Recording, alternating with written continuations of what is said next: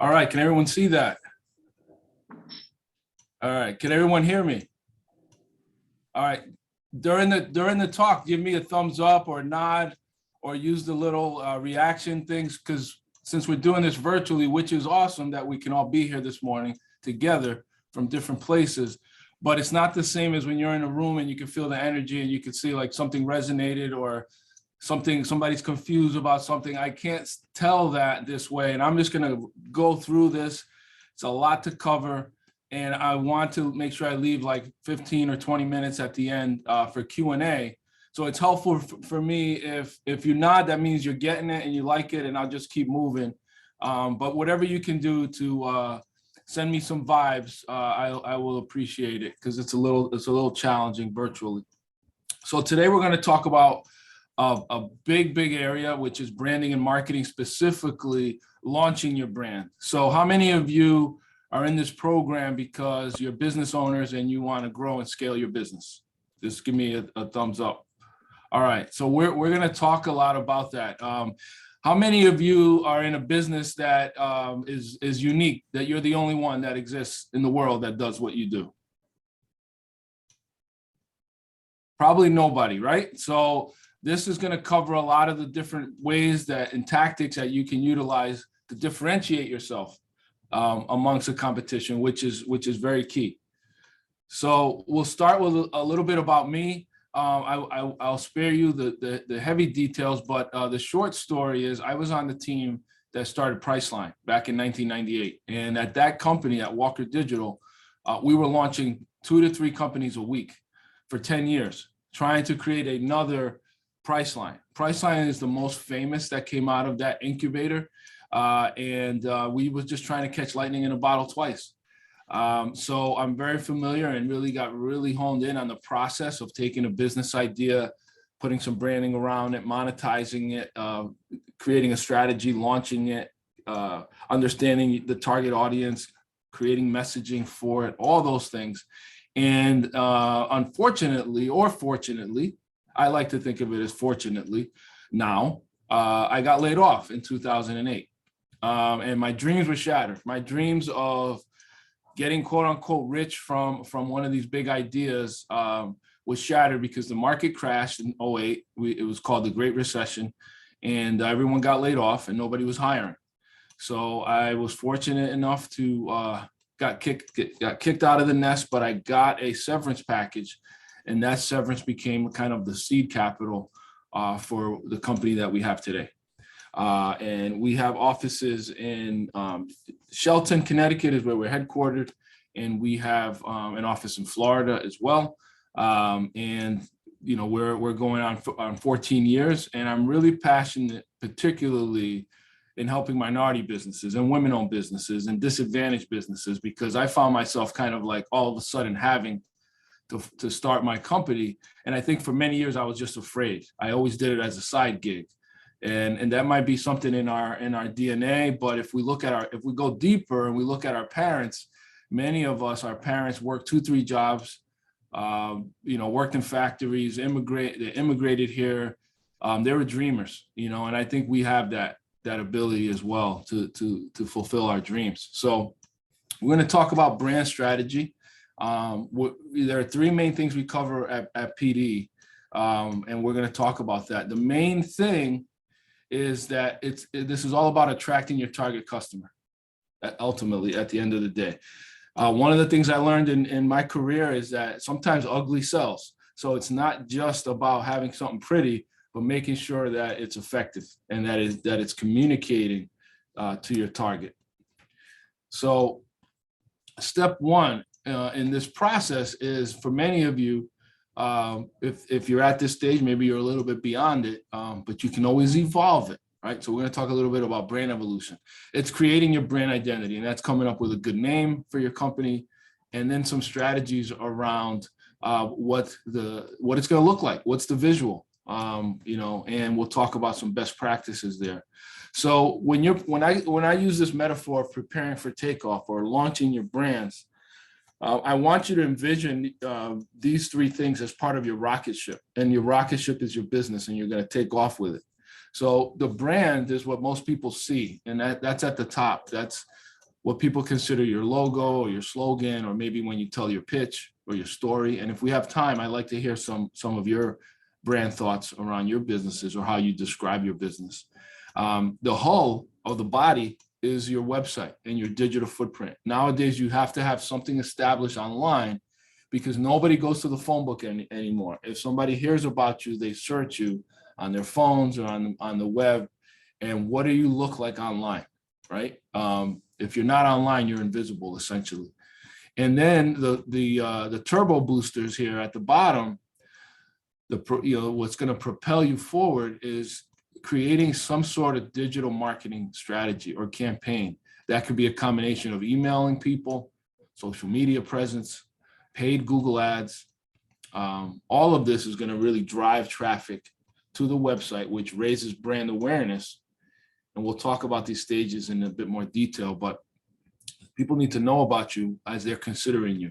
And then while they're considering you, the more they learn about you and begin to trust you, you have a really good chance of them converting into customers. So we'll start with the logo. And a lot of people think that this is branding, right? And so branding is not just the logo. That's what we see above the surface. It's everything we see below the surface as well. And there's a lot to it. So again, there's a lot to this. This is being recorded. You know, I don't expect you guys to take notes, but if you can, write down questions that you might want to ask me at the end, and I can come back and make sure that I cover everything. But in this cohort, you're probably working on a lot of these things, and this is all part of your branding because all of it intertwines and forms your story and your messaging that you're going to have on your collateral, that you're going to have on your website, and that you're going to say when somebody says, "What do you do? What's your business about?" So we're talking here specifically now about developing your logo and tagline, but there's 10 other things that you really focus on when you're first starting out. Let me just go back here. I'm skipping ahead. So when you're naming your company, one of the first things that I like to do, and this is a little trade secret, is just go look at to see what domains are available. We have a website that we buy from that's related to our business. It's called shop.spacehost.pro. There are other ones out there. You could even go to GoDaddy and you just start looking to see what domains are available. And you can also use Google Trends to see what are people searching when they're looking for your type of business. But why is that important? Well, if you look at our name, Peralta Design, it just happens to have the word design in it. Well, that's strategic because people looking for our services are going to type web design, logo design, UI design, UX design. So having a keyword in your name is going to be helpful, and your URL as well. And if your URL and your domain matches, even better. So look to see if it's available as a domain. And in our case, a lot of times, the domain that's available actually starts driving towards what we should pick for a name for a company. You can see like Meta and Facebook. Meta is more B2B. You know, the average Joe doesn't know what Meta is, although that's the name of the parent company. But Facebook is the name that everybody's familiar with because it's more consumer facing. So when you're naming your company, are you naming your company because your clients are going to be other businesses, or are they going to be families or women or men or people in general? All that stuff matters as you're thinking about this. Brand identity design. We came up with this mark here for a local couple that makes their own guacamole, and they have some trade secrets with it, why it's unique, and it doesn't turn brown for a long time, and they use organic ingredients and so forth. But the woman behind it, her personality, her name was Victoria. She's fun, she's bubbly. When you meet her, you'll buy whatever she's selling. So we wanted a logo that kind of captured her personality because she was going to be the face of the brand. And you can see how a good logo is going to work well in just black and white. So if some of you guys, hey, I don't have a lot of money, I'm going to use Fiverr, I'm just going to get something done. That's okay. Everybody has to start somewhere. but make sure that your logo doesn't rely on gradations or any color to make it work. It should work well, just black and white. And then you can always add color.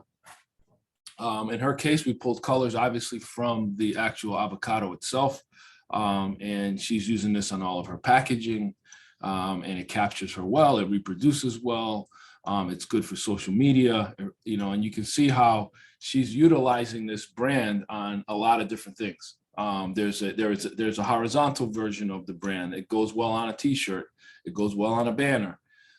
We came up with a font that goes with it that she's going to use on all her collateral. So when you start putting these things together, you start building a cohesive brand, right?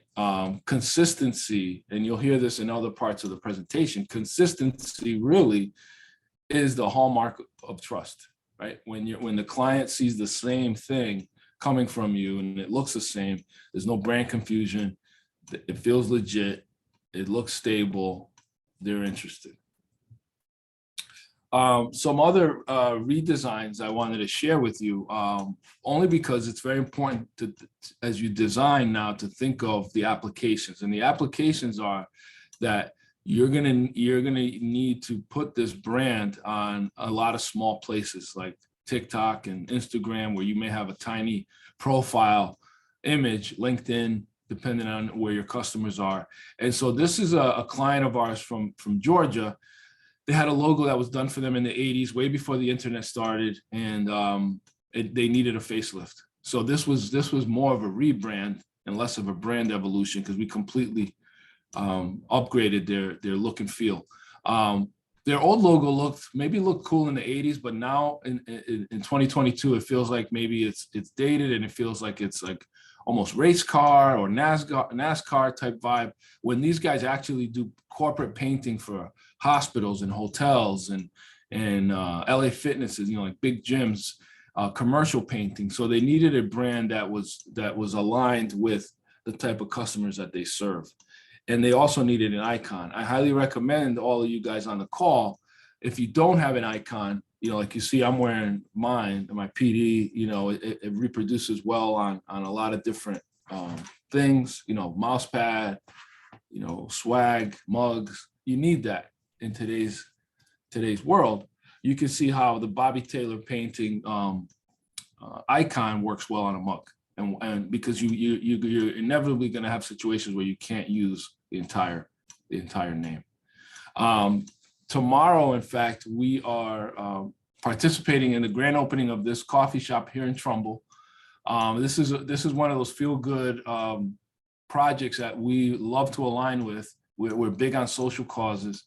Next Chapter Books, or NCB, is a coffee shop that's being opened by that's going to be run by special needs students from Trumbull High, and they get kind of like training on how to have a job, essentially. And this is going to open up in Trumbull Center. They're going to sell used books so people can donate books, and you go there and have a coffee. And they needed a brand, and so if you can see, it's like a coffee mug, but it's also a book. So the icon tells a story.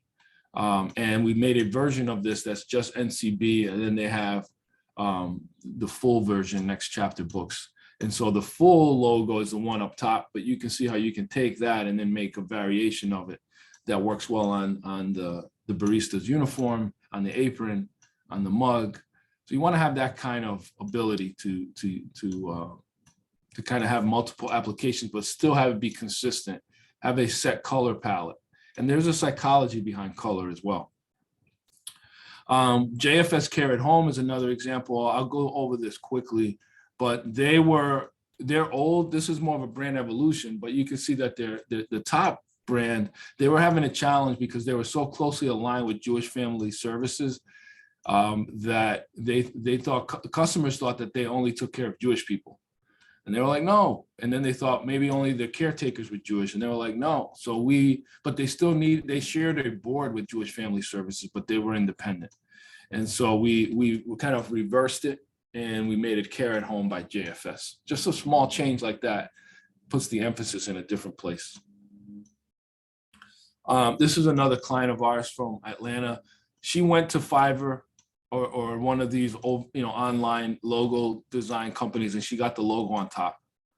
And to me, in her line of work, it looked scamish. You know, it's like, would you give that organization your money, right? Typography is terrible, clip art. And she had a great story. She was a Black-owned former SBA agent that was opening up, partnering with a CPA to open a firm that would help businesses with PPP loan forgiveness. So we renamed them, we rebranded them, and gave them something that may help them look more professional. Insomnia Cookies, not a client, but I love to use this example, especially if there are small businesses out there that are in food services.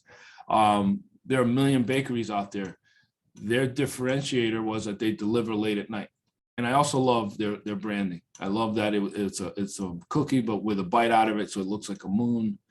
It's just genius. So I really love it, and I think it's a great example for other folks to follow. And you can see how that look and feel carries over into their website. So when you're designing your branding, you want to try to have some design elements that also can flow into some of your other collaterals for a more consistent look and feel. So we'll move on to the next step, which is telling your brand story. And lately I've been giving a lot of speeches on this topic because I think as minorities, as women, somebody like me that got laid off, we tend to hide who we are, and we spend our whole lives trying to fit in. And then I spend my whole life as a consultant now trying to teach people how to be different. So it's like, tell your story. Every single thing that's happened to you in your business, why you started your business, is so important, and it's really makes you more of an authentic brand. And today's consumer loves to feel like they can relate to a brand. So don't be afraid to share your story. And I like to say, never let a good crisis go to waste. So, you've seen this before, this list I shared. We're just going to focus on the brand story for right now. And I have a sheet here that I'm just skipping over a couple slides that'll help you kind of tell your story. And that is that you should have 3 brand thoughts when you share your pitch with somebody, or when somebody looks at your website, or they look at your marketing materials. Within 5 seconds, they should be able to know what you offer, how will it make their life better, and what do they need to do to buy it. Make sure there's calls to action on your website. We'll spend a minute here. This is a great kind of cheat sheet for you if you don't really have a fine-tuned brand story. But just sit down, a cup of coffee or a cup of tea, and write down your past, present, and future story. Talk about where you used to work, talk about why you started this company, talk about where you see the company going. Just start writing, right? Just start writing about why you started this business in the first place. Then you try to turn that into a brand statement, right? Why does the company exist? How are you making the world a better place, right? And then write your brand story based off of that. And to give you an example, there is a client of ours called Choose Love Movement. They're out of Sandy Hook. The woman's son was she tragically lost her son in the Sandy Hook shooting. And once that happened, she decided she was going to start this movement to bring a method of teaching conflict resolution into schools, and now that's expanded into prisons, and it's really just taken off. So that's her why. Why did she start it? She tragically lost her son, and she didn't want his death to go in vain. How is she making the world a better place? She's spreading this ministry, this curriculum, all across the country into different schools, and now it's expanding into prisons. So she has a story that makes you really engage with her organization. So when you're looking at all the nonprofits, maybe you have a child in school and you're afraid of a school shooting happening, then you support her cause. So it's just a great kind of tool to have so that you're not missing out. And I have this Insomnia Cookies example again, give you a little sliver there of their brand story. No surprise, it was started while he was still in college. Why college students want cookies at 3 a.m? It's anybody's guess, but that's their business model, and it's interesting that that they have that in their, you see what the founder's doing. He started it when he was a student, so on and so forth. It becomes relatable. So make sure you're telling a good brand story. Now we're going to go into establishing your digital footprint. So you've got your name, you got your brand, you got your brand story. Now you're ready to kind of bring this out and launch online. And that's what we call your digital footprint. So how many of you have a website? I know some of you have your video turned off, but those that are on screen, I can see you great. So what makes a good website? We offer a free report card to everyone in KNOWNpreneurs, where you'll get a grade on your website and you can see how well it's doing. And these are the metrics that we measure. The design of it, user interface, the usability, what's the user experience, performance, how fast does it load, SEO, does it come up in searches, organically or paid, and how what's your content depth like? Is it a one-page site, 5-page? Do you have a blog? Do you have your services listed out? All that stuff's important. And when it comes to user experience, think of I wouldn't recommend anybody on this call spend any money on digital advertising or marketing until they have their call to action figured out. And what that means is, what do you want people to do when they find you online? Do you want them to order? Do you want them to call you? Do you want them to email you? Right? So all those things would be a different call to action. And the worst thing you want is to spend money driving people to your website. They get there and they don't know what you want them to do, or it's not clear what you want them to do and they leave. So going back to our client here, Bobby Taylor Painting, this is a website we did for them. I'm sharing this because what you're looking at is what's considered above the fold. I'm probably the oldest guy in the room right now. I'm probably older than Juan, I think. Back in the day, they used to sell newspapers. And I know some of you are like, what's a newspaper? But newspapers on the corners in a box. And then it would be folded and you put like 50 cents in there. And then whatever you could see in that window was like the main, they put the biggest picture they could there, the best headline they could put there, because that was considered above the fold. So on a website, it's very similar.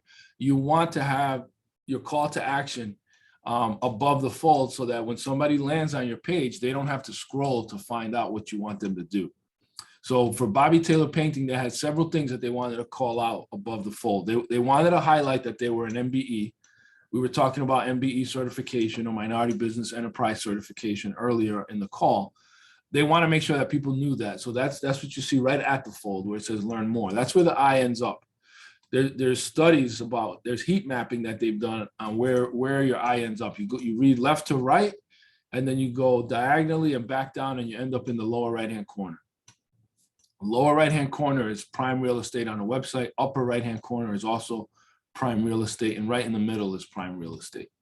So you can see that in those areas, we have call to action. They specifically wanted their phone to ring. You might not. You might want to get a text. You might want to get an email. You might want people to fill in a form so that they pre-qualify themselves. But whatever it is that you want, make sure that you have it above the fold and in an area that's clear and visible.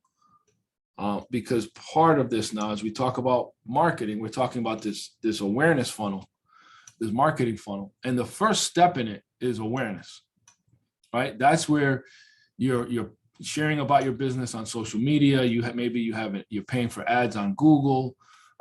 That's awareness, is like people finding out who are you, right? Consideration. This is the part where maybe you have a metapixel on your website. They've gone to your page. They're back on social. They see another ad for your company. Now they're considering, they're searching, there's keywords that they're typing in, and they're comparing you against a competitor. So they're in the consideration phase. And that's where that remarketing comes in. Remarketing is that metapixel. Remarketing means that you're kind of being followed online. And then, that's your opportunity to convert into a sale at that point. So it's very important to kind of think of it this way, because you're kind of bringing people into this funnel. And then retention is with good service, a good experience, they'll keep coming back and they'll refer more people.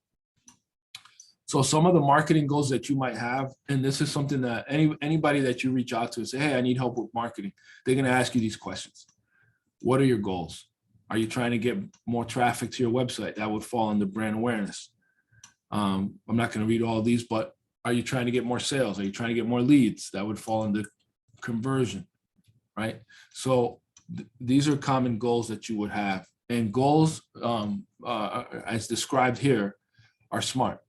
They're specific, measurable, attainable, relevant, and time-based, right? So this also applies to way more than just digital marketing, but we put it in here because when you're in this phase, especially when you're starting to write a check to Google and you're spending money, you want to make sure you have clear goals as to what you're trying to accomplish.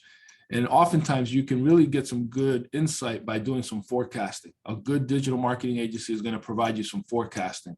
What that means is they'll say, hey, if you spend $500 a month, we're going to get you 50, visitors that are high intent visitors that are searching for your services. And maybe each one of those visitors is worth $1,000 to you as a client. So 500 doesn't seem like a lot of money if that's the case. You got to understand your audience, right? So you segment them, and we'll talk about some elements within a strategy. Search engine optimization. Every single one of these could be its own masterclass. So I'm not going to do it justice by trying to explain every single aspect of it, because I do want to have some Q&A. But this falls under search engine optimization. And there's a big difference between search engine marketing and search engine optimization. When you have good website with good keywords in it, good content, you got good meta tags, it was done by a reputable web developer, you're going to have organic ranking, which is the SEO part, the light blue area. That means that it's going to naturally show up on Google searches. If somebody types hotels. The SEM part, those are paid. So you can do a combination of these, but the ads that you see on the right and the ads that you see at the top, those come up there first because they're paying money for that. And the more competitive your space is, the more expensive it is. You're paying per click, right? So, and you can get very, very targeted. You can say, hey, I want to get more clients in Bridgeport.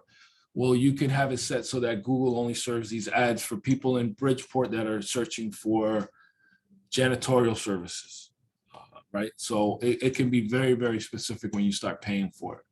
But a good strategy is going to have a combination of both. Social media marketing is big. I know a lot of you feel like, hey, I can do this myself. You probably can, but to do it right, I would recommend using a software like Canva or something like that, where you can create some templates for yourself, and you can use some software like Hootsuite or Later, where you could schedule some posts and just kind of manage it that way. But it's very, very important to have an engaged kind of social media following.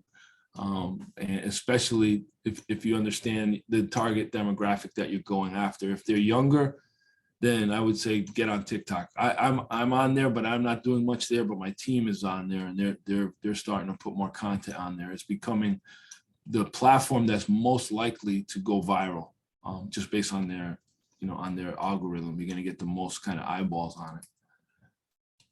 These are some display ads that you'll see in social media advertising. These are ads that you may see on LinkedIn, or ads that you may see on Facebook. And again, you can really control these to serve to a certain audience based on their IP address, based on their demographic, their location geographically, and so forth. But again, what's your call to action? What do you want them to do? Are they downloading something? Are they registering for something? Do you just want them to watch a video of a particular service or product? Email marketing is another great tool. I think everyone on this call should be cultivating their own database so that they have their own kind of followers that they can email. And you can begin capturing emails right on your website. You can start a newsletter, position yourself as a subject matter expert. Great tool. Content strategy. We have a podcast here. I encourage you all, if you get opportunities to be on one, and you can do a lot with video and podcasting. And this graphic here kind of shows you, I know it looks complicated, but it's really not. If you go to the left side and you see that there's a podcast or a brand new live or a video of some sort, you can extract content from that. And you can see how all of it ultimately drives traffic back to your website. So if we take a podcast and we extract audio and it goes on Spotify, we create a shorter clip of that audio and we use that on Facebook and Instagram and LinkedIn. Somebody sees that as an ad, they get retargeted, they come to our website, they fill in a request for our newsletter or for a free report card, and we get their data. Now we add them to our newsletter, and now they start receiving our newsletter, and it becomes this cycle where you're using content to capture more database information of people that are interested. The worst thing you want to do is like send unsolicited advertising, because then people unsubscribe. But if people are like interested in what you do, they're more likely to engage and follow. We're going into the home stretch, and this is a super important part. If people believe they share values with a company, they will stay loyal to the brand. So each one of you out there, don't be shy about speaking out on what matters to you, right? So if you're quiet about important issues, it's like you're being complicit to it. And today's consumer really cares what's happening. And you can follow what some of the big brands are doing. Like during COVID, Zappos and Crocs, they weren't selling a lot of shoes online. People were home. So, but the frontline workers were working. They never got a chance to just stay home. And so Zappos did a promotion where they were giving away shoes to frontline workers. So that kept their brand out there. And it showed that, hey, this brand cares about what's going on. Porsche, Audi, Volkswagen, they extended their warranties for 3 months during COVID because they understood people weren't driving during that time. We gave out free masks during COVID, and we did like a viral campaign to get people to send us selfies, and then we posted them, and it gave us content. But it showed that we were like part of the solution. We kept using this hashtag reopen safely because we were all about business, but we're all about doing it in a safe manner. You recognize some of the faces here. Being involved in programs like this, working with Juan, really aligns with what our company is about. So those are things that you can look out for in your community. What are some organizations that you can get involved with? Some of the other ones that our team is involved with is like Boys and Girls Club, United Way, Team Inc., Junior Achievement. And that's great content to put out there. Let people know the causes that are important to you and to your business. Nike is a great example. They stood behind Colin Kaepernick, used them in advertising, and their profits went up, $8 billion, something crazy. Even Ben and Jerry's. If you haven't been to their website, I would encourage you to check it out, but they're unapologetically anti-racist company. And they put this billboard up in Tampa during the Super Bowl. And you know how red Florida is, and they didn't care. They put this right up there. The whole deal with Kaepernick and the NFL, and this was during the Super Bowl, right? So they even named the ice cream flavor around after him, called Change the World. So be unapologetic. Follow these guys that these companies that are making these big changes. Patagonia, I'm a big fan, as you can tell. They actually sold that into their clothing. They're not playing around. And every time that they've made a stand like this, their profits have gone up. Okay, so once you know your audience and you know what matters to you, put it out there. Target, our team here loves Target. They have no problem putting it out there that they want the best for their workers, and they're announcing like these minimum wages that are way above what the real minimum wages should be. But they care about their employees. And so what happens is that people see this and they say, I want to support this company because this company cares about its people, right? So be a socially responsible company. Operate on a business model that focuses on social change, sharing, and sharing its success with the local and global community. Remember, more than 80% of millennial consumers expect the brands they support to take a stand on social issues. So we got about 5 minutes. I want to make sure I leave enough time, about 3 or 4 minutes for Q&A. So I'll quickly glance over this, but this is a very important part. I want you guys all to know that you can set up Google Analytics on your websites for free. It doesn't cost anything. But Google Analytics is very important. All you need is a Gmail address. But if you have Google Analytics, you can see who's coming to your website. When is there a traffic spike?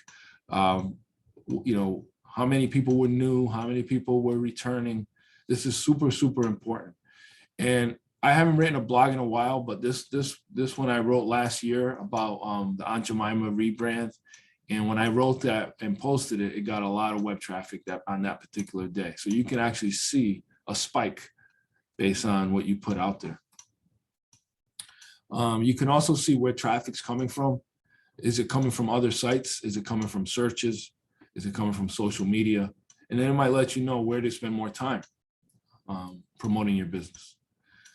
This is a little graphic from Facebook. It gives you some good demographics, charts. So it's not just Google Analytics, but all the platforms that you're on have their own reporting systems. And it's important to kind of look and see, well, what kind of post got more engagement?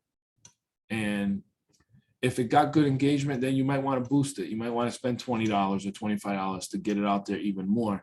And if it didn't get good engagement, then don't post more of that kind of content. You know, so kind of use these charts to kind of learn what is your audience like and what do they dislike. I go back to this again. Tell your story. Tell your brand story, right? Try to make yourself congruent with your company, who you are and what you do, so you can do who you are. I think it's a great way to help your company stand out. We can review these in Q&A, brand checklist, but keep in mind, you know, think about what do you do best? Who do you do it for? What makes you different? Make sure you have a good brand identity and brand story, and then that it's memorable and repeatable, and help as many people as possible. And in doing so, you become the expert in your field, and that helps you stand out when people are thinking about your vertical. Some books that I recommend that I love, The Go-Giver, Good to Great, Building a Story Brand. These are all great books. And I finally completed my book, which I recommend, that has a lot of great information for you guys. It's available on Amazon. It's called Launch Your Brand. And I'm right in Shelton. So if you pick it up, I'll be happy to meet with you and sign it. So the guys, I want to make sure I leave time for Q&A. I did right on time perfectly with 15 minutes to spare. Again, we're located in Shelton, big part of KNOWNpreneurs, and I'm so proud of you guys all going through this program to help your businesses. So let's have at it. Let me know what I can help you with. Thank you, Juan. Congratulations, Ramon, for the book and everything you do. Really a great example and of caring and really your whole story. It's something that our KNOWNpreneurs are always delighted to hear. Thank you. Thank you, Juan. Anybody has questions about marketing? I do. I just want to say you did an excellent job. I know you don't get a lot of love via Zoom, but you did a great job.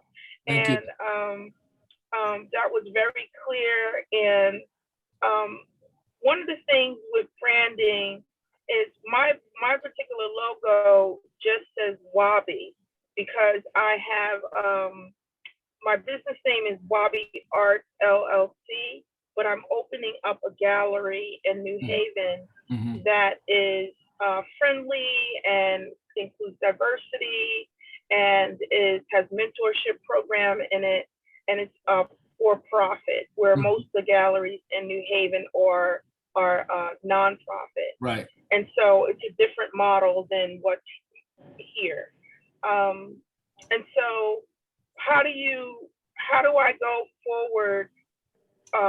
Because I have these two tracks, right? Right. And so the business name, the legal business name is Wabi Arts. I don't really want to push that. I want to push Wabi Gallery. I intend to license Wabi Gallery at some point, but I wasn't ready to do that in a time when I registered the business. Right.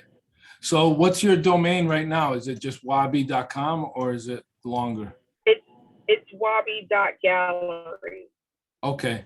So I think, first of all, the name is great. It's different. I think that in your case, I would benefit from having a tagline or a slogan or something that's descriptive of what Wabi is. So it could be Wabi, Wabi Gallery, a unique experience in art and culture, or something where the tagline is where you incorporate some of these keywords.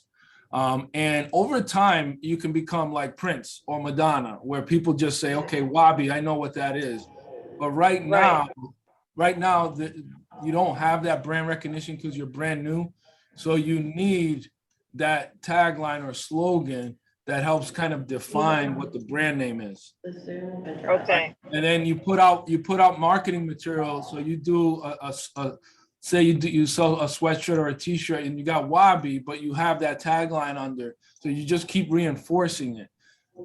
Eventually you can just have the swoosh, but for a long time it was the swoosh with Nike underneath because nobody, you know what I mean? So think of it that way, that you need to kind of put them together, define what Wabi is, and eventually you can start introducing some swag that just has Wabi, and you're mixing it in with the swag that has Wabi, a unique experience in art, or whatever that tagline is. But you need that now because you're educated. You got to define what that is. Otherwise, people are going to see Wabi and they don't know what that is, and you're not going to always have a chance to explain it. Right. Okay. Thank you so much. You're welcome.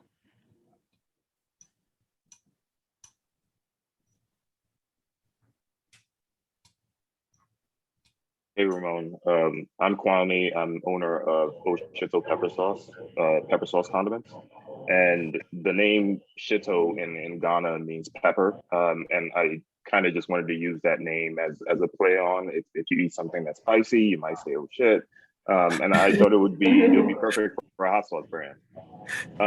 My question is, how much should we consider creating a brand guidelines when we're building out our business plans, when we're building out all these like different items and just things for our business? How important is it to think about a brand guidelines that defines like the voice of the brand and all these different components? Should we be thinking about that when we're writing our business plan, or at what stage is that like an important thing to do? That's a great question. I think it's one of the first things you should do, because at the foundation of trust is consistency. And as you're scaling and growing, those brand guidelines will come in handy as you bring different people into your organization or you hire different service providers.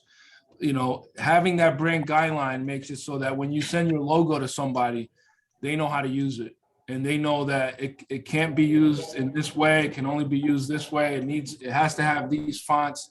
And otherwise, when you're sending your logo out to, let's say you sponsor a parade, or you I don't know, you put an ad in an annual report for a daycare or something, without brand guidelines, you just never know what somebody's going to do with that brand once it's out of your hands. And that's unfortunate, because if it doesn't look exactly the same everywhere, you never really pick up momentum.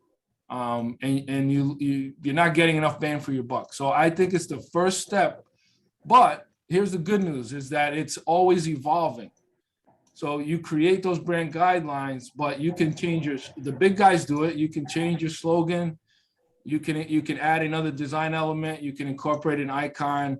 You can evolve your brand over time, but you've got to have guidelines from one. I think the Zoom address always the same. I can't hear you. The Zoom address, is it always the same? Yeah, it's always.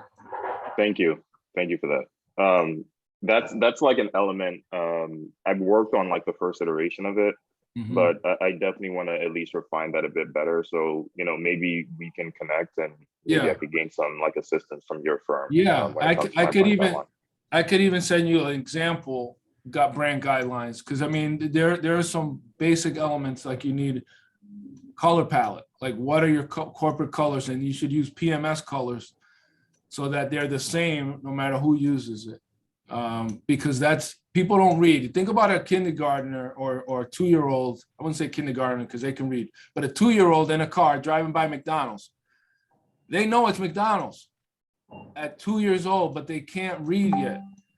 So that should tell you enough about the power of icons and colors, because they're already jumping up and down and they can't read. So your colors and the iconography and the typography may be the only thing somebody sees, and right away they know it's your hot sauce before they even read the label.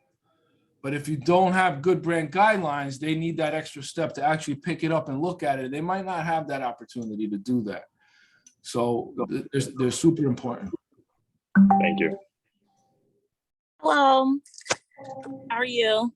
Hi, Let me turn my video on. Good morning. good morning. I really enjoyed this because I swear I know about marketing and branding, but from this, I don't know anything. So my salon, we're going through a rebranding process because we're moving to a bigger facility. So I paid this girl on Instagram to make me a new logo.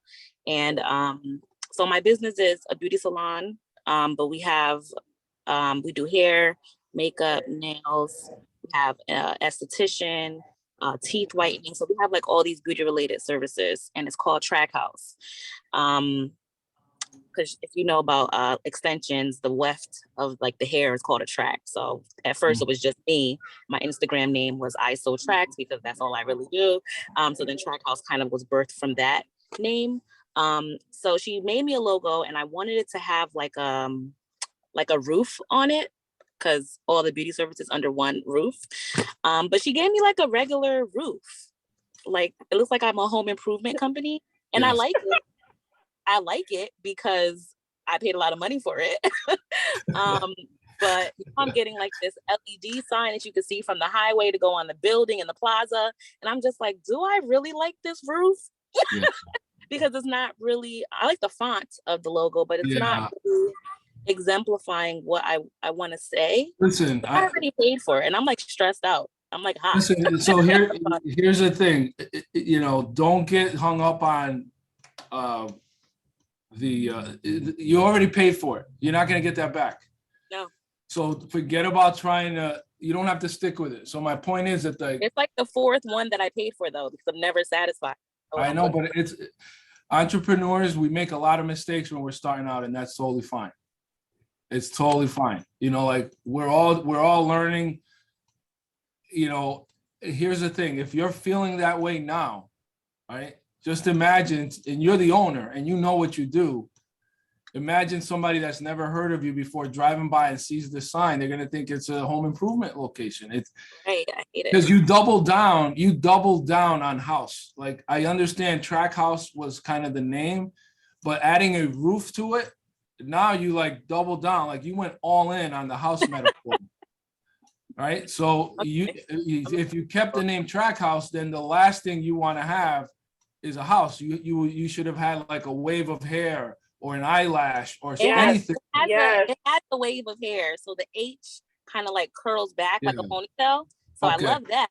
Yeah. But the house it's like literally like a clip art house, I think. Yeah, I would, and it may not all may not be lost. You know, I wouldn't invest in a sign with it, but you could have a designer take what she did and evolve it a little bit. Like have somebody that has, you know, that you're comfortable with work on it, and move you away. Think of it as a needle.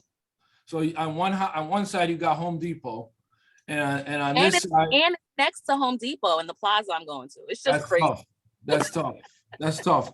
And on the other side, you have like a medi spa or a beauty spa, because if you're doing teeth whitening, you're getting into like pretty soon you're going to be doing infusions and you're going to be doing Yeah. skin treatments. Absolutely. You're moving towards like the aesthetics. So you got to ask yourself, where does this sign, if those are on either side, and where's my logo now? You're leaning towards Home Depot because you got a house in it, and you got and the word house, and you got an image of a house. So if you take the image of the house out of it, now your needle starts moving this way. Now, if you have a tagline that says, you know, an all-in-one beauty location or whatever, now the needle or Medi-Spa or health, beauty, hair and more, whatever, now you're moving the needle back towards this way. But having house in there was a gamble. And now you're emphasizing it more by adding the clip art of a house when that's not anything to do with what you do. So listen, don't get hung up on technological debt. Like, okay, I already invested this, I got to stick with it, because you've already, the fact that you already invested in it means it's gone. Right? So look towards making more money. Forget that. You already spent it. You don't owe that. You don't owe anything. You don't owe anything to that. And a lot of us make mistakes, and we get hung up on like, why I already invested 10,000 into this website. I'm going to keep working on it. And it's like, no, you've already invested it. That means it's already gone. It's already spent. So if you need to make a change in your business going forward, think of, and look, one of the earliest lessons I learned was I look at everything as money, whether it's a bill or whether it's a check. I look at it as all is money. And that gives you more of an abundant mentality. So if you've spent all this money on your logo, just don't think of it as a mistake. Just say, that's money that I've put into this. And that money will come back to you in it. But you have to look at it in an abundance mentality, not in a lack mentality of like, I spent that, I spent that, I spent that. All right. It's all the same. If I get a bill, I look at it the same way as I get it, as if it was a check. It's all zeros. So. Okay. Thank you so much. Kim, I'm gonna send it to you. Okay. Okay. Or you great can send question. it to him, or you can send it to him, because he I knows can what send it he's to him talking about too. That's right. And then how, last question, how do we go about the website audit? Oh, the report card. Yes. So if you go to, I'll put the link in the chat for you. Okay, thank That'll you. be the easiest. Let me do that now. Thank you so much. You're welcome. That was a great question, and good luck with your business. You know, thanks so much, because the house was killing me. And I used to do hair from home too, so it just kind of made sense then, but And now sometimes we just need to hear somebody else tell us what we already know. So. Renee, I'm curious about the logo of the house. You gotta share it with the class. I'm gonna share it with y'all before Kim do it. It's cute. It's just a real house on the top, a roof. I told her like red roof in, and then she just like went in on, I guess. I don't know. Yeah. Thanks, Ramon, for offering that olive. Yes, absolutely. And Latrell, you also have the word track in there, which means something to a very small niche. Right. So track house, first thing I thought track house is like a DJ or hip hop or someplace where they make music. So you really would benefit from moving the needle back towards beauty and hair and all that. Thank you so much. Yeah, you're welcome. Thanks, Ramon. Appreciate it. Yep. Thank you, Juan. Thanks for this opportunity. No, thank you. So now I don't know if Latina is there, but now we're gonna shift to Latina. Are you there? Yes, I'm here. Yeah, Great. Yeah, thank you so much, Ramon. We really appreciate you taking the time You got it. to drop those nuggets. That was very, very awesome. I took some notes, so. All right. Take care, guys. Good luck with your program. Thank you. All right, so Giulia, you should be co-host now, and you can share if you need to. So we're gonna switch over to Giulia. She's gonna talk social media with us. So all yours. Yay, okay. So first of all, that was a lot to take in. And I'm going to share now.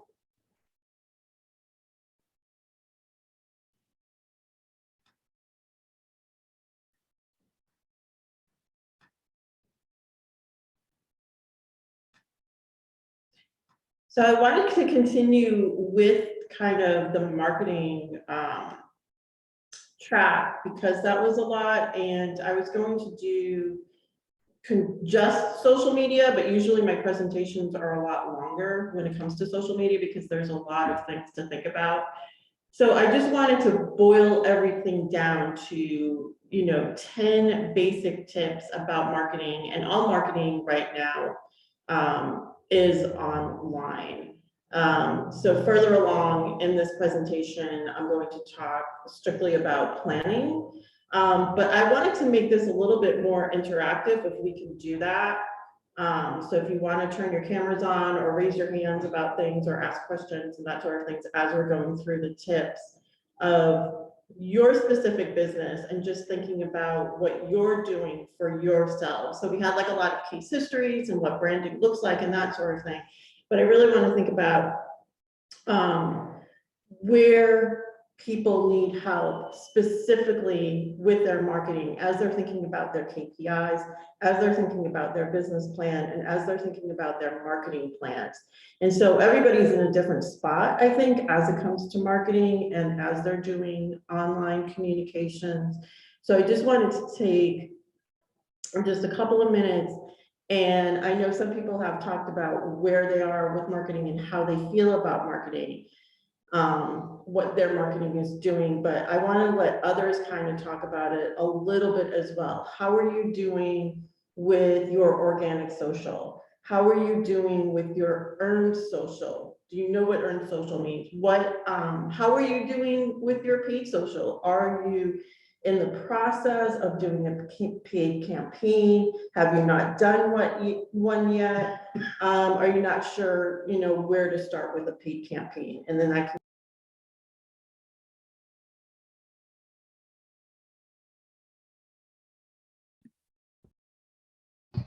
You're muted, so we can't hear you.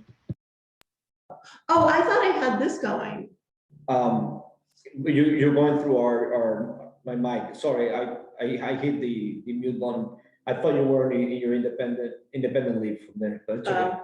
Finish it. Am I mute now? Finish the last sentence. No, we can hear you. No, we can hear you now. Okay, so I'm in the boardroom with Juan, and I thought he still had his. Sorry about it.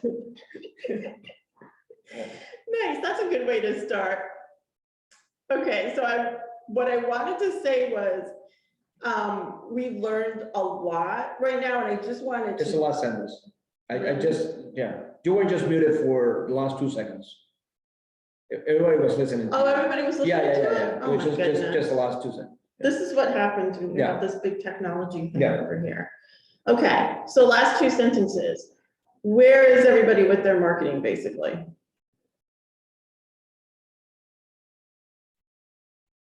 They didn't hear the last 2 sentences, or they did?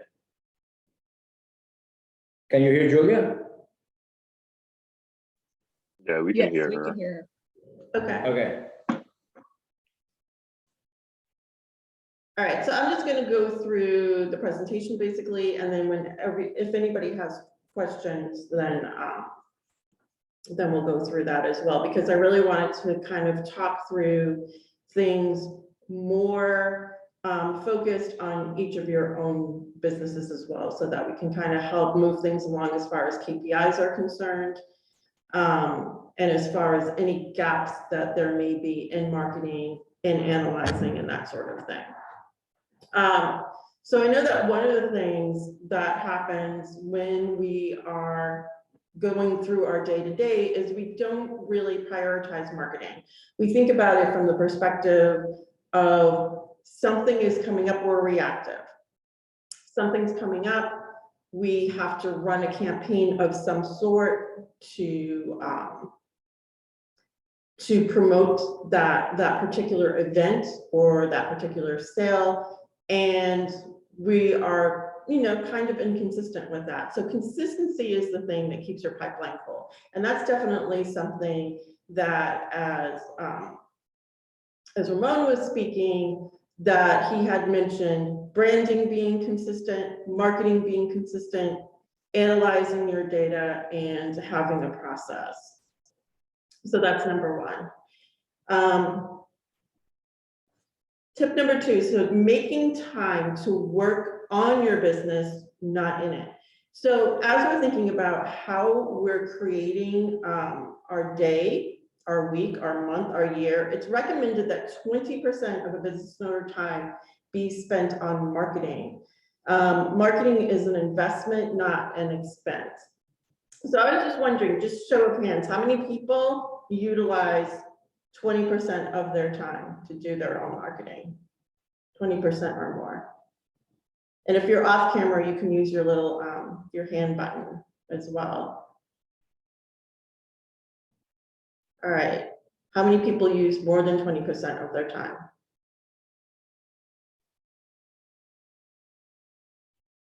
How many people use way less than 20% of their time?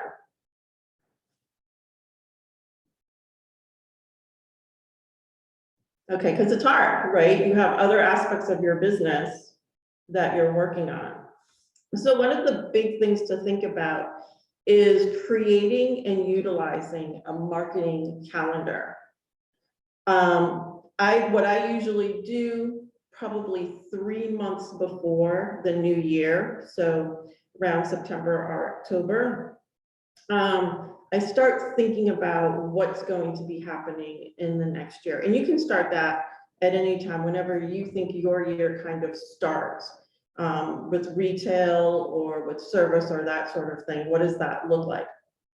So using something as simple as a Google Calendar or a Microsoft Office calendar, there's also project calendars that are available as well.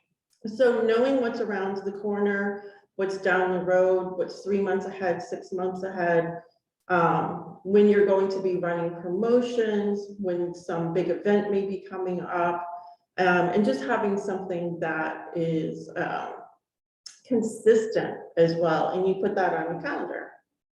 So I want to ask too, how many people have a marketing calendar? Same thing, just raise your hands or. Great, okay. So this is kind of what an example of a marketing calendar might look like. So there's holiday campaigns, perhaps in this particular month. Social media, ebook might be coming out for somebody. So what this person has done was basically just color coded everything, what a slide share is going to look like, an actual paid campaign. They're going to run Facebook down here, a social media webinar. So what are some things that you're going to be doing and what you're leading up to? And it's interesting because even an event calendar, there are things that you're doing before that event, months in advance of that particular event. The best practices kind of says start at about 6 months before an event. And I've worked with people who decided that they want to start 6 weeks before an event, and it really ramps up very, very quickly, and decisions need to be made very, very quickly. It's doable, but if you want to have a little breathing room, 3 to 6 months is usually plan an event and then start leading up to it, drop hints way in advance, and as you get closer, you're actually going to be talking more and more about that event. There's whole classes around that, and actually later on in this presentation, I'm going to be talking about how right in this known website, NHV, known.com website, I actually have many videos that talk about event planning and online communication specifically for events. This is the big one, be your own customer. So I want to ask if anybody has actually done this before. Have you dialed your own business number and listened to your voicemail? Have you purchased from your own website and had the package delivered to you? I know that that sounds silly, but part of the customer experience is being sure that you can get to, if you're selling a product online, if you're selling a service online, what happens when you go to your website and you fill out your form, where does it go to? Does the person get a thank you email back? Is there automated systems set up so that you're having a conversation through your email? That's email marketing. Are you having a consistent conversation with your prospect, your potential client, or your customer? Test all forms. Oftentimes, forms are not working online, or forms may not work a month or two out. If you have a website that has a lot of plugins, or even a few plugins that don't work together, you want to make sure that that form is working. Sign up for your own email list. Google your business. This was something, these are all things that I actually do when I work with my clients. I make sure that everything just from the get-go actually works, and that you can see. Sometimes when you Google your business, does everybody have a Google business account set up?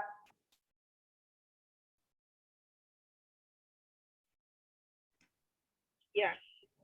Cool. Make sure that you have your own, that you own your Google business, and that you own it on the map. Oftentimes, if you don't have your business listed on the Google search engine, Google Map, there are platforms that crawl businesses, and it will put whatever information is out there. So if somebody else has put information, oh, I went to so-and-so's hair salon, it's on this street, and here's the phone number. If they're putting incorrect information out there, that's what's on Google, that's what people are going to see. So just make sure that that's on there correctly.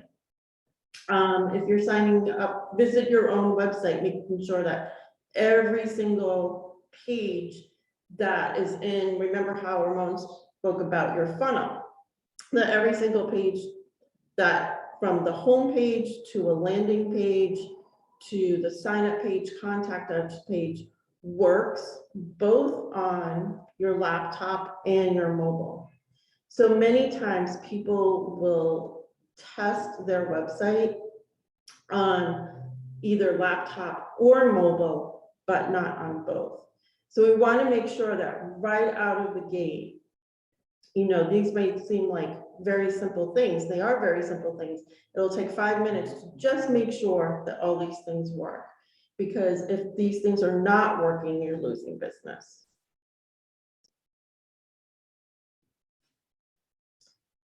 This is another thing that Ramon possibly touched on as well. Always gather contact information.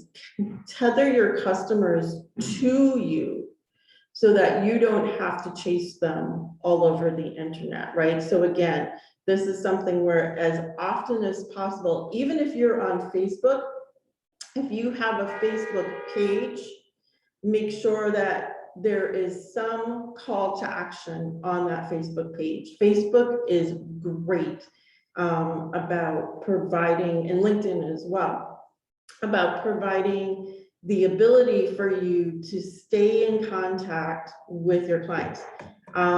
Whether the call to action button is to go to your website or to call a phone number, or it's tethered to an email address. As often as you can get people from a social media platform over to the platform, the website that you own, or the email database that you own, those are yours. Bring them over to you. Have that conversation in your space, your business, your home. Because no matter what goes viral on TikTok, on Instagram, on Reels, on WhatsApp, these are all platforms that can go away. They can go down. They can no longer work for you in a marketing setting. So you have to have your own media and your processes as well. So if a social media platform doesn't work for you anymore, the process will still work for you. And I'm going to talk about that a little bit later. Does anybody have any questions? I'm halfway through. And I know we're more than an hour in, so I just want to make sure that these are things that are working for you.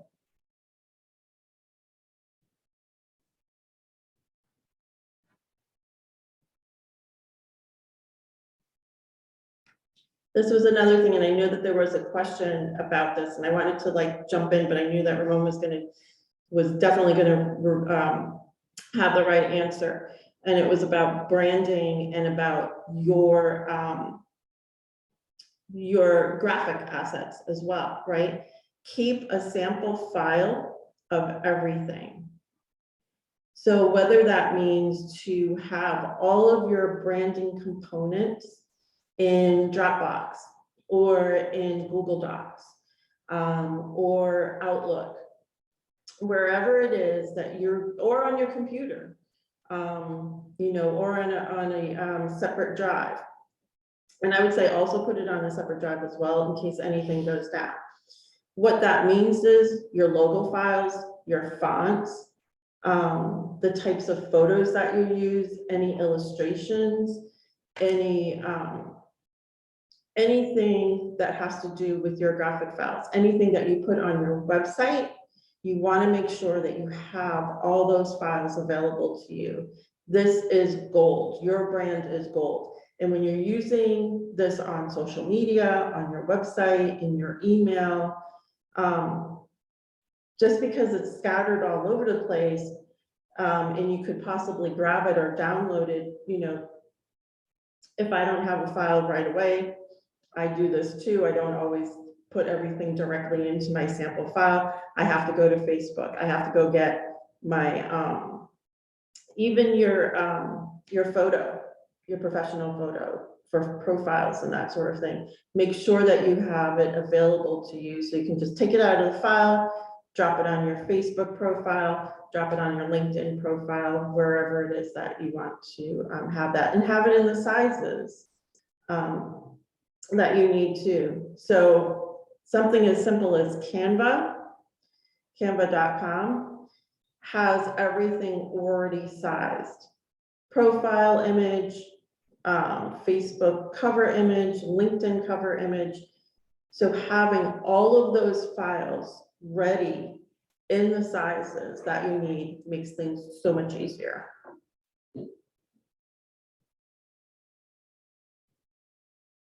How's everybody doing with their graphic files? Logos, fonts, colors, profile photos. I'm doing pretty good with mine. I had a professional graphic designer work on mine. I have I use two colors, black and red, and those colors are standard colors. They're PMS colors. So I'm good with that. The question that I had for you was, with the calendar, is there a special calendar that's out there that you can use for marketing? Like how later you can put up your social media stuff, Yeah. plan all that stuff. Is there something like that for a calendar to schedule out things for your marketing? Yeah. And so I'll put that in here and also on the Slack channel as well, because I try to be, you know, conversational on the Slack channel, but I'll make sure that platforms like Sprout Social, which is also like a Later or a Hootsuite, they'll have downloadable calendars that are specific for marketing and social media. HubSpot also has a calendar available. So you're able to either download a calendar or oftentimes there are platforms that do provide for calendars in order to do your marketing and your social media organic posts and that sort of thing. So I'll make sure that I have some examples of what that looks like. You know, and that's the other thing too, because it's whatever feels user-friendly to you. So I like to give a couple or a few examples of what that is. There's also Yep, there's also another platform called Airtable. I'm actually going to put that in here right now. Airtable is actually one of my favorite platforms to create calendars with.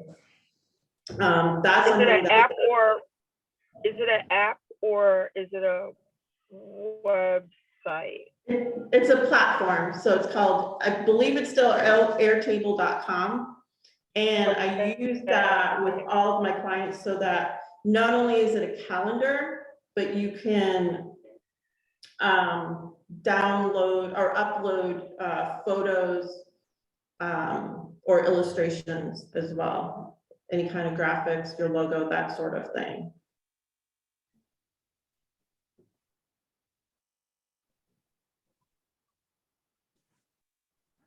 This is another thing that also works for social media as well, not just your website, is understanding basic SEO. So just basic SEO is pretty easy to understand at this point. So labeling your content with all the appropriate language, messaging to your audience that is looking for your business.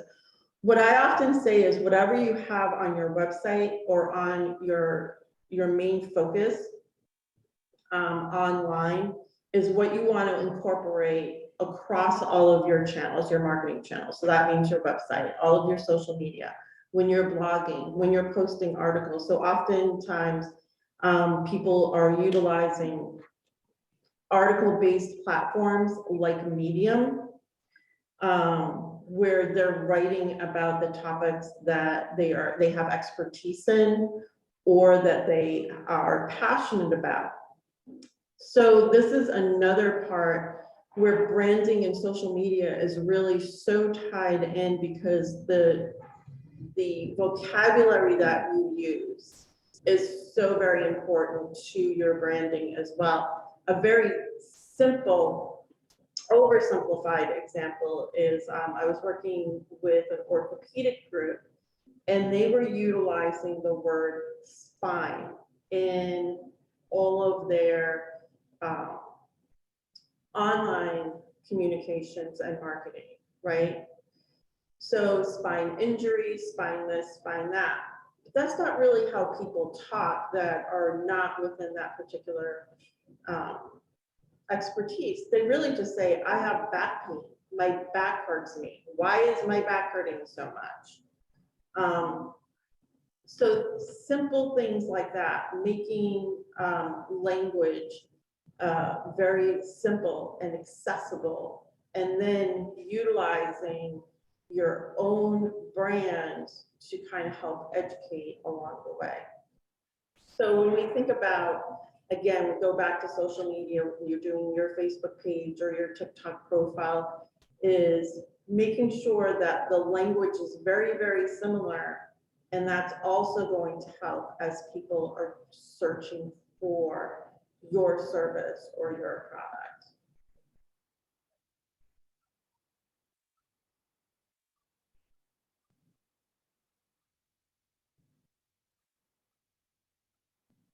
So this is something that I like to include. It's not something that everybody can do. And it might be something that you do maybe once a quarter or a few times a year, is writing or having somebody write for you, bringing a writer in, copywriter, solid edited pieces to publish online and position your expertise so that leads come to you. So this means LinkedIn articles, blog and tie to the site, press releases. This is another area, it's really interesting. Just really quickly, I got my start in social media, my own, running my own business, also 14 years ago, also after getting laid off, didn't get a severance package. But I worked with the New Haven, the Greater New Haven Convention and Visitors Bureau, and I was assigned public relations. And what I had researched and then presented on was utilizing social media for public relations. And they thought I was completely crazy. So I said, just hear me out. The journalists, the writers are on Twitter. They're looking for stories.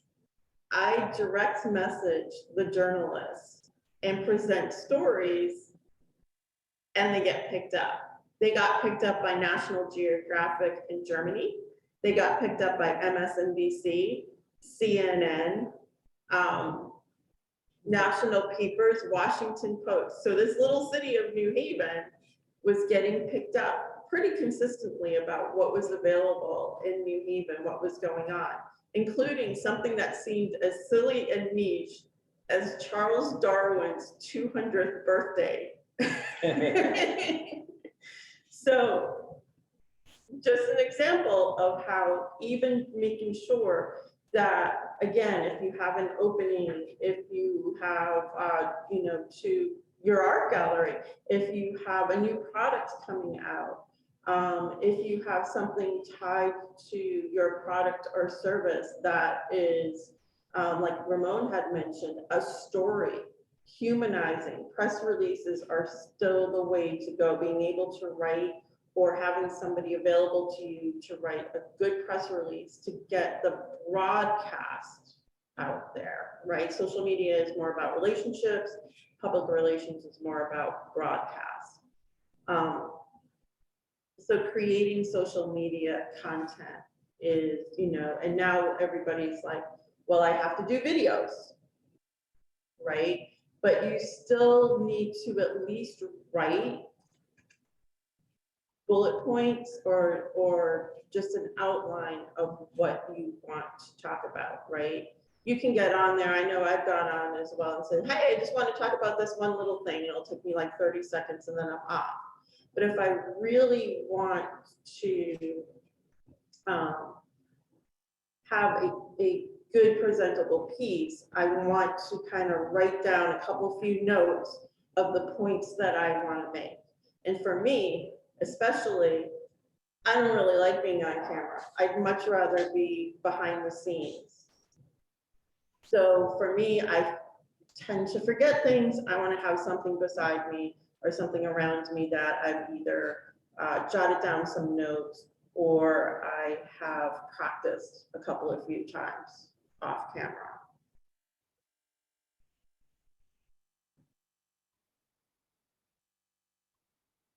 This is going to sound so goofy in this presentation because it is about social media and online communications, but business cards are not a bad thing. And if you think about not only business cards, but what social media, like a Facebook page or a LinkedIn profile or Twitter or TikTok, think about it from the perspective of a business card. You want to make sure that you have your name of your business, tagline, and some way to contact you. I know that even nowadays, people say have 2 business cards when you give them away. One for the person that you're giving the business card to, and one for that person to give that card to somebody else.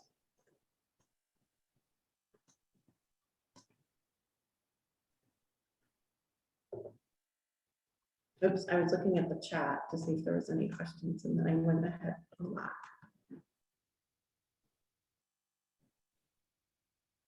So this is another Giulia, thing to think about. Yeah. Julia, I have a quick question. Just to keep with the times, is it more useful to perhaps have a QR code as opposed to the business card? Because I think most people do lose business cards quite frequently. So is the QR code more useful? I wouldn't say a QR code is more useful. A QR code is definitely useful. During the pandemic, we realized how useful QR codes are, right? When you go to a restaurant or when you go to a retail location and the business wants to provide more information, whether it's a menu, whether it's what's offered in that retail location beyond where you can actually walk around. QR codes became very, very important because there was a period of time, pre-2020, 2019, that business owners actually kind of scoffed at QR codes. I always thought QR codes were important, and mobile devices, now you have to download the QR code app, and now most phones in the camera section, you just scroll over a QR code and it's available to you. Yeah, so definitely. Yeah, I see Latrell saying that you have a QR code on your business card. Because yeah, there's only so much space on a business card. And that QR code, where does it go? That's another thing to think about. Is it gonna go to a contact form? Is it gonna gather an email address? Mine goes to directly to my booking site. Perfect. Yeah, so a booking site, products. I found one website that allows you to do a QR code that will link to your website, your social medias. So there's a few different links. So I thought that was pretty helpful too. Yeah. So it is, it addresses the fact that a business card only has so much room on it. And if you want to, again, if you go back a few tips, always connect your potential customer, your prospect to you.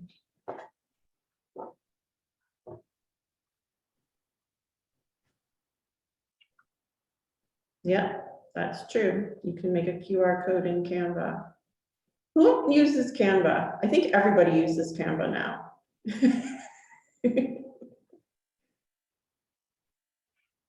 Yeah, I use Canva. I use Canva. I love Canva, and I'm a graphic designer, so it just, it's a lot of stuff is already there, and you can change stuff out. I also ordered a smart business card. I think it's the wave of the future right now. It also has a QR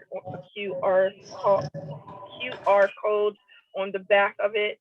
But you pull it out like a regular business card, you tap it on someone's phone, and all your social media stuff, your website, your portrait, everything comes up, and it attaches to the other person's phone immediately. And all they do is click a button, and all your information goes into their contacts, and they have everything available to them about you. Whatever information you want. It is really the wave of the future. And so having a paper card is still not bad, but there's pros and cons to both. But the smart business card is really the way to go. Yeah, so it's interesting because one of the things that I'm really all about is accessibility. I have friends who have accessibility issues. And one of them actually works for a company that makes sure that websites are accessible. So, blind, deaf, needing special things available to them. And one of the pros of having a business card is that oftentimes people are able to remember things better when they have something tactile. And not only tactile, but it's also important what that particular tactile thing feels like. We had a conversation about that actually yesterday when we were talking about designing business cards with a client who works, with people who are on the autism spectrum, that sort of thing. It's like so having that in mind, that oftentimes being online is not 100% is not the very best thing. And also thinking about with products too, it's really interesting, but that's a totally other conversation.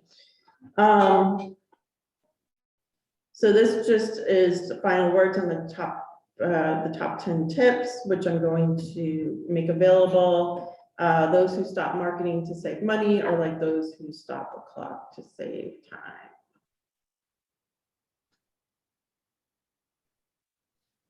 All right, does anybody have any questions? I just want to go into like what marketing and social media planning kind of look like, and I just want to make sure that do a little check-in with everybody and see how we're doing.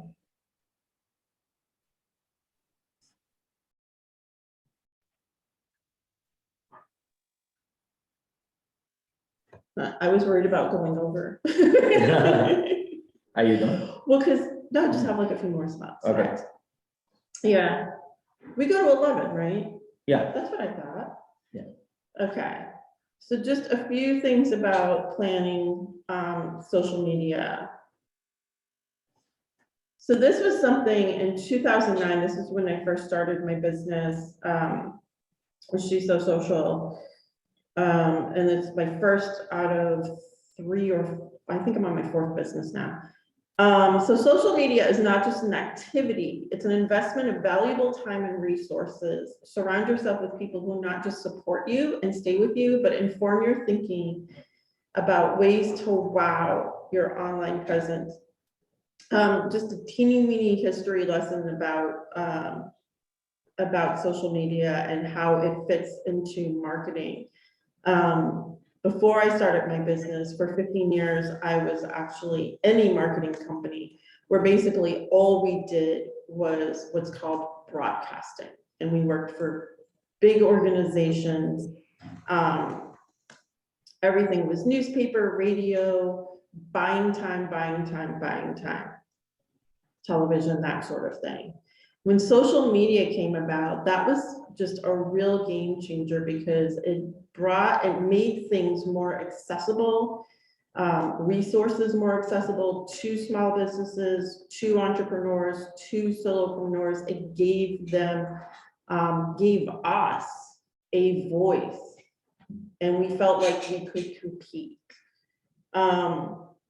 But the interesting thing about that was people were still in the mindset of broadcasting instead of utilizing social media to be more human, be able to take that kind of mom and pop feel of small businesses, the small business brick and mortar, and bring that online and actually have conversations in relationships. So that just kind of gives a background on what social media has become for us smaller businesses that are growing, and also, you know, what we really wanted to do, right? It covers many things. It's marketing, but it's also, there's something called customer-centric marketing, right? So then it starts talking about customer service and having that conversation continuously with your prospects, their customers, and then they become advocates for your business. So there's a very simple formula for social media communications. It's plan, post, analyze, and repeat. So I know we talked a little bit about planning. We all know that we're posting. How many of us are analyzing? How many of us take a look at what we've been posting and provided ourselves with an understanding of how that's affecting our business?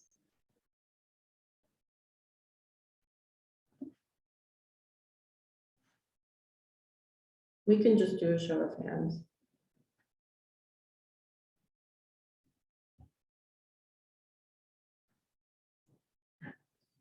So there's some questions that I often think about, again, with myself and with my clients when developing a plan.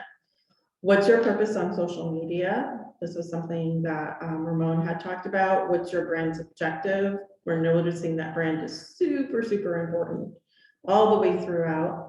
What do you hope to achieve utilizing social media, and how will you know that you've achieved it, right? And this is the question that we have with marketing all the time. And the simple answer is, well, we want to make a sale. We want somebody to give us money, end of. But there's many ways that that happens, and there's a period of time that happens. Sometimes it's just a one-to-one. Go on social media, you promote something, somebody likes what you're promoting, they go and they buy it. Other times it's more a relationship building, right? Especially when it comes to services and sometimes with products as well. What's the biggest barrier to your success on social media? This is something that's difficult to think about as well, right? For me, I had mentioned that I don't really like being visibly online a lot, but I know that it's something that has to be done. So then I go ahead and I make what, 60 videos about talking about online communications. Kind of have to get over it. How does social media fit into your growth plan?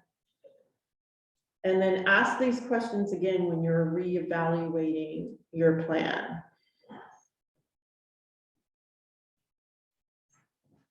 So the right tools will give you the ability to spend less time implementing social media campaign and more time doing your business. And this also means that the right tools will also kind of help you decide, as we're thinking about our KPIs as well. And one of the things that we think about when we think about our KPIs is, you know, when are we going to be able to do some hiring and take some of these things off of our plate? And that includes marketing as well. So if we have a process, we have a plan, we know what our brand is, and we know we have the ability to actually pay somebody, that's when we know that we can do the hiring process for that. So all of these questions really should be answered whether we're doing our own social media or if we're having somebody else do that.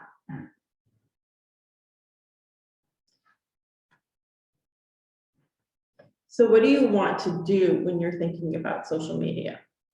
You want to listen, you want to create, publish, engage, analyze is there again, and you want to collaborate as well. And I want to talk a little bit about collaborating. I'm also looking at the time as well, because collaboration is a very, very important part of a social media plan. Is not only knowing who your customers are, but knowing who your peers are as well. So when we're talking about collaborating, I'm sitting here at Known. I have a business, I have an office here. Known is a collaborator. I am entrepreneur in residence at the New Haven Free Public Library. I do a lot of speaking there and I hold office hours there. New Haven Free Public Library is a collaborator. I have colleagues that I work with that we talk about marketing, social media, communications. They are collaborators. Yes, in a way they're competitors as well, but when we come together and discuss topics, we're collaborating. And when I post out about some of these conversations about what's coming up for trends and that sort of thing, I will bring these collaborators in, because what's happening is we're doing exactly what social media is there for, and it's to have a conversation and it's to build out relationships. And what you're doing with all of these collaborators is you're reaching even wider audiences naturally, and you are bringing more people in. So it would be actually a really interesting exercise to think about who it is that we collaborate with. When we have here at Known, when we have Friday networking, you know, some of us are on social media and we're talking about how we're at this networking event right here. And we are tagging people that we're having conversations with. And what we're talking about in the topics and that sort of thing.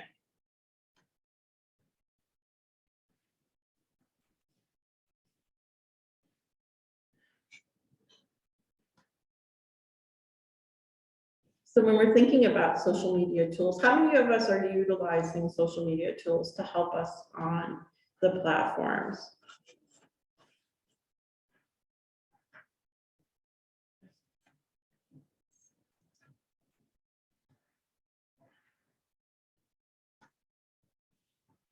About social, Later,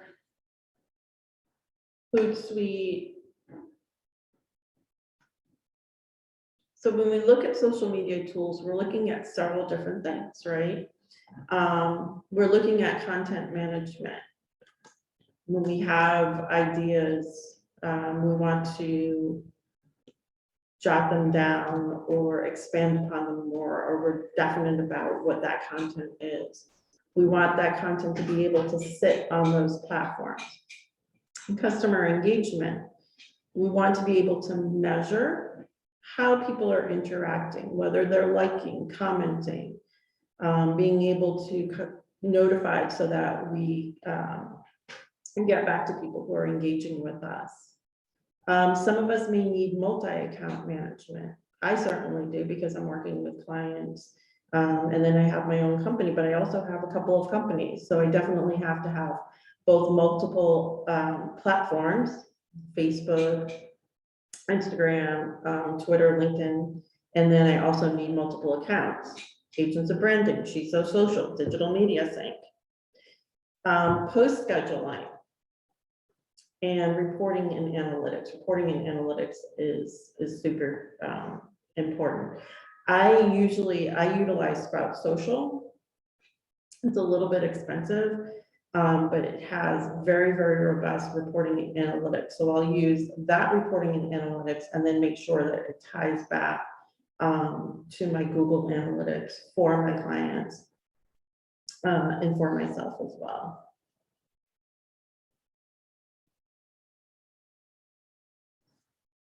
So these are some tools. I know we had a question about this that I utilize, and this is a really great table to utilize. So here's Monday.com, Sprout Social. This is another one, Falcon.io. Hello Woofy is another one. Social Champ. There's many, many tools. And then how it's deployed. So as you can see, many are deployed on mobile or in the cloud. And that's the standard right now.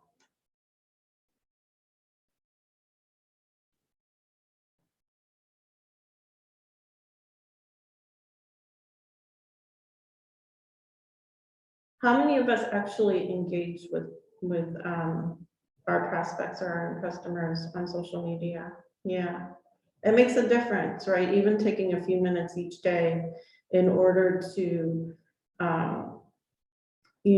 like a comment or comment back to somebody, or to just thank people for liking that particular post. So make sure that that's in your schedule and in your plan if you can. Also understanding, I know, running a business, there's a lot of things in the day. This is some other platforms. Some of them we had talked about and some of them we have not.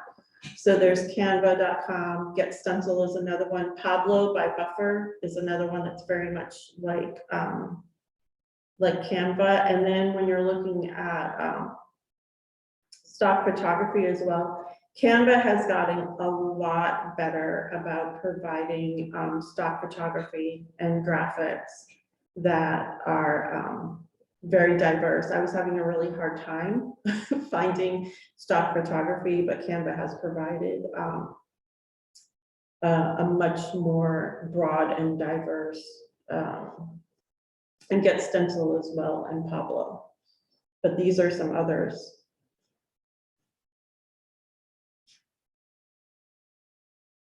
And I just want to speak a little bit about analytics as well, because this is something that's really important when you're talking about social media and how you know that things are, when things are working, right? When you are making money. What you don't know low might be when things are not working. And if you don't have your analytics, or you don't have something like on WordPress or Wix or that sort of thing, where it's like, hey, these pages are running slow. So here are some things to think about when you're thinking about how social media or how anything impacts your website. So the landing page tab in the behavior section gives many clues. If you're using email blasts, organic social media, advertising to promote your product pages, you want to look at what pages are most visited. Does everybody have Google Analytics? I know this is something also that Ramon had talked about as well. It's so important to have Google Analytics. It's free, and there's very specific things that you can look at to make sure that things are running smoothly on your site.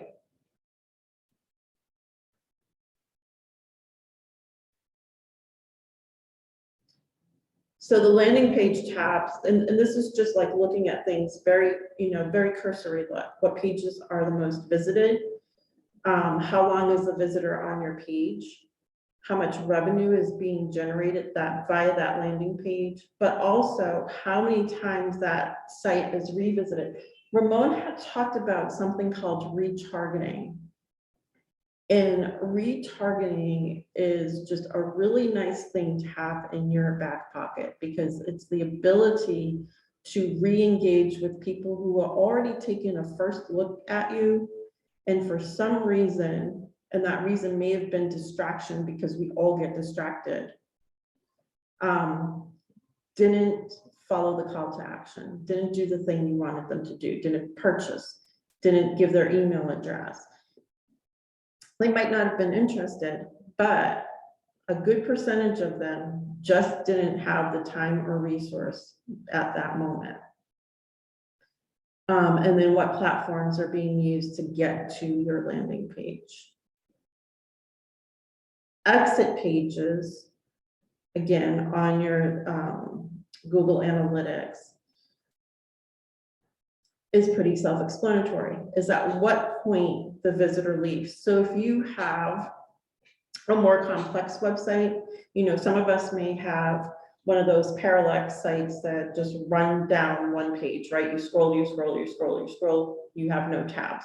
But some of us, do have tabs as well. We want to know at what point people have stopped engaging with us, and why did that happen? We may want to change the content on our page. Or we may want to change something like maybe the call to action button is not somewhere that, is easily recognizable. It's possible. The other thing that's very important to consider, there's something called site speed. People are very distracted and also very impatient. If it takes more than a couple of seconds for a site to load, people will just jump off the site. You want to make sure that you watch your site speed, or that you have a plugin that alerts you when your site speed increases. Are we almost there? Mm-hmm. Okay, got it. Just a couple more things, because I know we only have a few minutes, but I'm here all the time, so you can ask me anything, anytime. Conversion path methods, assisted conversion, top conversion. So oftentimes social media, it's either many platforms or platform and email. I'll show an example of what that looks like. So there's direct, people just go to your site, paid search, organic search, social network. And then it gets very specific. Facebook mobile, so m.facebook.com. If you can see that, that's number 5. That means that people are looking at your site from a mobile device. Whereas number 9 and number 10, there's an L in front. That means that they're looking on their laptop. So if people are looking at your site on a mobile device, and they're not making purchases, or they're not connecting, You might want to check why that might be. And this is another example of a table. This is all in Google Analytics. This is all gold right now.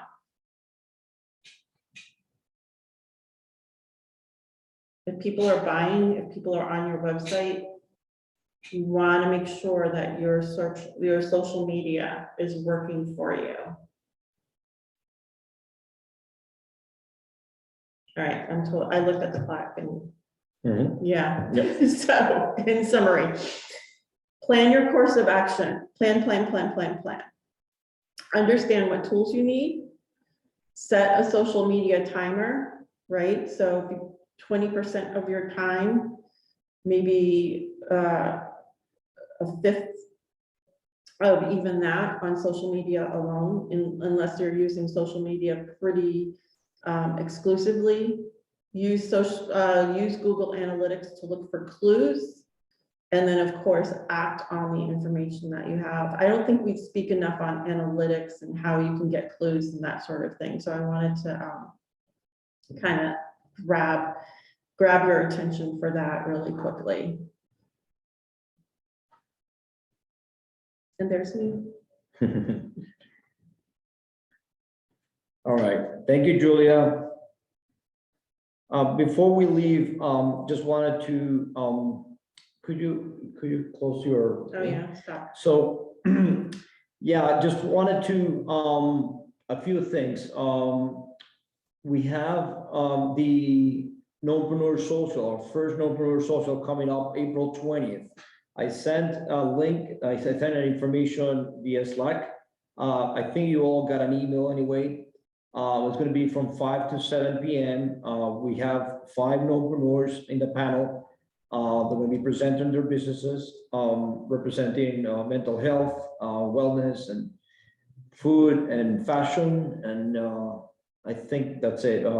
More information there, but it's going to be a really cool event. It's going to be an opportunity to really connect to your peers.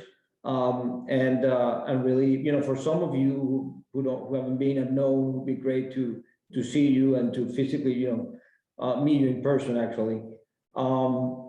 That's one. Number two, we have Chantel Garcia coming back.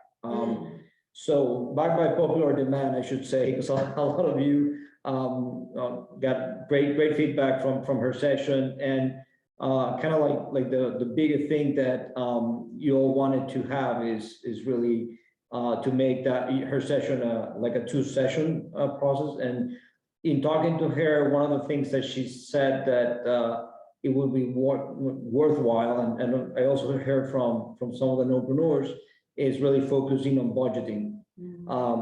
So she's going to really spend time on really digging in.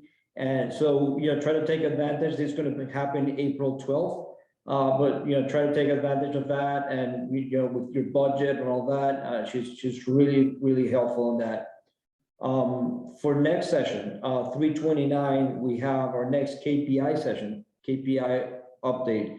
I'm looking forward to seeing this this dynamic. It was really great to see the first KPI update session. And on this one, I don't know if you all got an email from Latina with an explanation of the Excel and basically showing, you know, how to build the table and all that good stuff. More importantly, I know some of you are already tracking revenue and revenue growth, but some of you are tracking, you know, gross profits and other factors, which is okay also, but we like to make sure that everybody is tracking the revenue and be able to show and present an overview of how sales are going based on the things that you've learned in the program.